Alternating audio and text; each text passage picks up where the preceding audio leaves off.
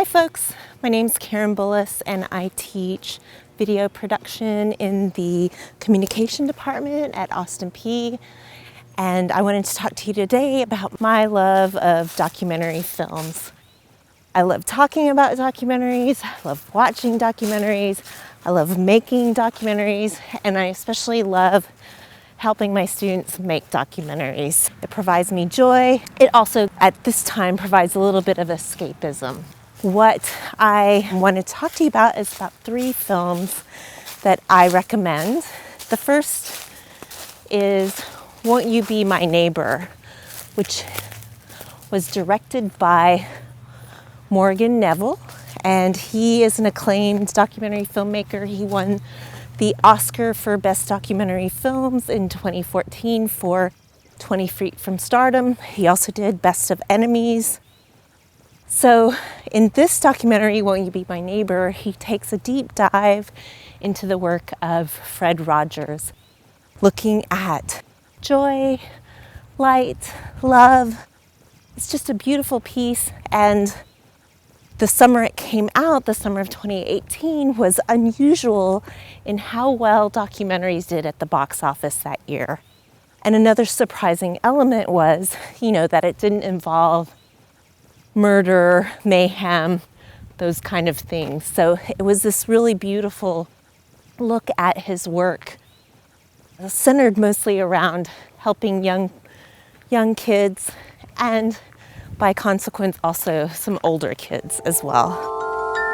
Won't you be my neighbor? It's an invitation to help somebody know that they're loved and capable of loving.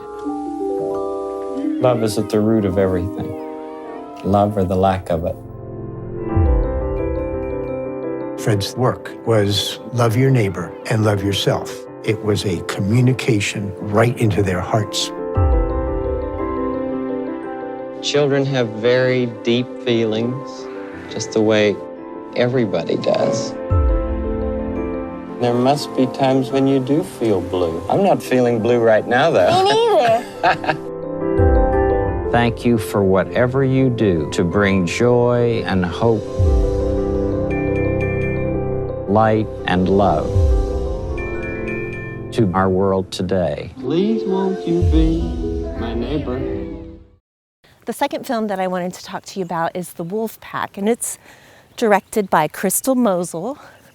It's about these 6 young brothers who were confined to their apartment in the Lower East Side in New York City. And if you've ever visited an apartment in New York, they don't tend to be that large. So most of their life, their parents didn't want them to interact with society, and so they are left in this apartment to find ways to entertain themselves.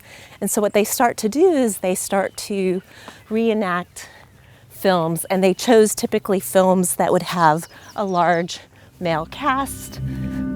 So we get them reenacting a lot of Quentin Tarantino films. My parents didn't encourage us to communicate with society, so we were kind of shut off. Always lived in this apartment. In the summer, there was more chance of us getting out. Sometimes we go out once a year. This is like 3D, man. It's very fresh out here. And at one particular year, we never got out at all.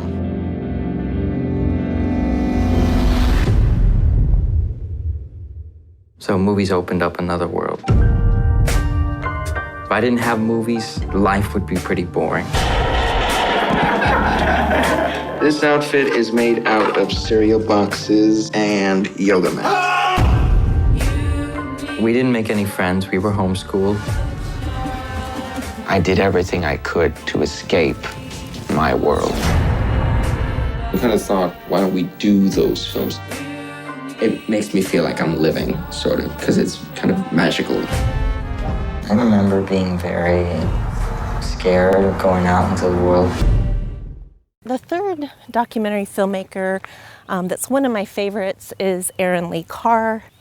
She has done an amazing body of work. And she just launched a documentary series on Netflix called How to Fix a Drug Scandal. So if you're interested in more of the journalistic type of explorations in terms of documentary, this is a perfect choice. And then of course there's The Tiger King, which is super entertaining, involves all those traditional things we tend to see in documentaries.